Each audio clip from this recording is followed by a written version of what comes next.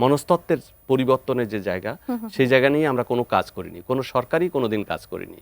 যেমন আমাদের শিশুদেরকে এই মনস্তত্ত্বের ভিতরে এটা ঢুকিয়ে দেওয়া যে তোমার কিন্তু 4500 বছরের ইতিহাস আছে, তোমার দেশের পণ্ডিত শ্রীজ্ঞান অতীশ দীপঙ্কর পূজিত হয় সারা পৃথিবীতে। সরকারের উচিত যে বাংলাদেশের সাংস্কৃতিক ঐতিহ্যের জায়গাগুলোকে বেশি বেশি প্রচার করা। আপনারা যে গণমাধ্যম বলি, সোশ্যাল মিডিয়া বলি, সেসব জায়গাগুলোতে সবারই দায়িত্ব যে তাদের নিজ নিজ ওয়েবসাইটে বাংলাদেশের সাংস্কৃতিক ঐতিহ্যের বৈচিত্র্যকে তুলে ধরা। এই যে নাম পরিবর্তনের যে বিষয়টা নিয়ে কথা বলছি, সেখানে আমরা দেখছি যে একদম সরকারের পক্ষ থেকে ইনভলভমেন্ট যেটা দেখতে পাচ্ছি সংস্কৃতিতে, এটি আসলে হয় কিনা, বা পহেলা বৈশাখের শোভাযাত্রার নামটা আসলে মঙ্গল হবে নাকি বৈশাখ হবে নাকি আনন্দ হবে, নাম পরিবর্তন যেটি হোক সেটি আসলে সরকারিভাবে কি আসতে পারে? এটা খুব চমৎকার একটা প্রশ্ন করেছেন। আসলে মঙ্গল শোভাযাত্রার উৎপত্তি কারা করেছে, সরকার করেছে নাকি জনগণ করেছে? আসলে শিক্ষার্থীরা করেছে বিশ্ববিদ্যালয়ের, একদম সেখানে সরকারের কোনো ইনভলভমেন্ট ছিল না। তারপরে সেটাকে আস্তে আস্তে যখন ঐতিহ্যের একটা রূপ নিয়েছে, তখন সরকার কিন্তু এর সঙ্গে সম্পৃক্ত হচ্ছে। এবং এটা শুধুমাত্র এখন বাংলাদেশের ঐতিহ্যবাহী সংস্কৃতির অংশ না, এটা বিশ্ব ঐতিহ্যের অংশ।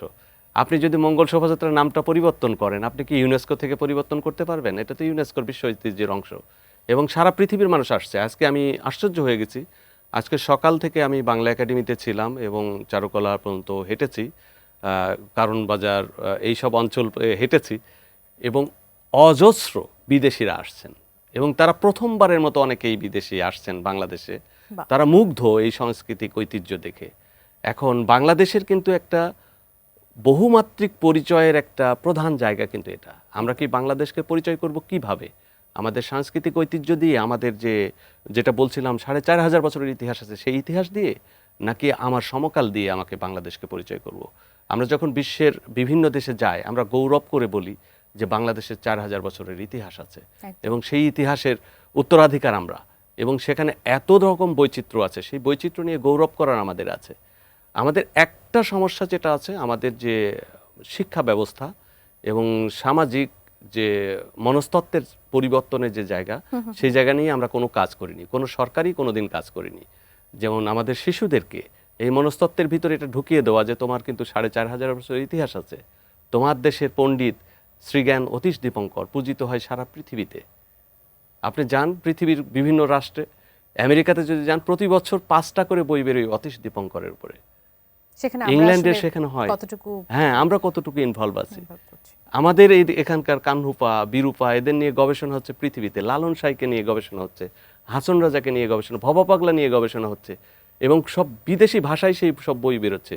জাপানিজ ভাষায় বই বেরোচ্ছে, মানে ইটালিয়ান ভাষায় বই বেরোচ্ছে, জার্মান ভাষায় বই বেরোচ্ছে। সেগুলোর খবর কি আমরা রাখি?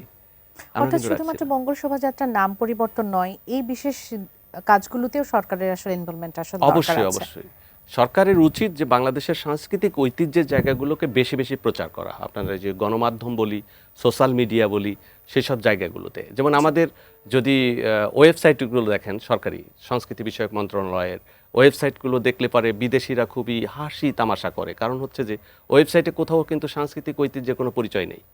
কি আছে সেখানে? যারা কর্তা ব্যক্তি তাদের ছবি আছেন। জাতীয় জাদুঘরের ওয়েবসাইটে যান, সেখানে কি জাতীয় জাদুঘরে কি আছে সেটা তাদের ওয়েবসাইটের ফ্রন্ট পেজে আছে কিনা, বা বাংলা একাডেমি কী কাজ করে সেটা তাদের ওয়েবসাইটের ফ্রন্ট পেজে আছে কিনা, বা শিল্পকলা একাডেমি কী কাজ করে সেটা কিন্তু নেই। এটা কিন্তু এখন সংস্কৃতি বিষয়ক মন্ত্রণালয় না, এটা পররাষ্ট্র মন্ত্রণালয়, সংস্কৃতি বিষয়ক মন্ত্রণালয় এবং আমাদের যে পর্যটন মন্ত্রণালয় আছে, সবারই দায়িত্ব যে তাদের নিজ নিজ ওয়েবসাইটে বাংলাদেশের সাংস্কৃতিক ঐতিহ্যের বৈচিত্র্যকে তুলে ধরা এবং আমাদের সভ্যতার ইতিহাসকে তুলে ধরা।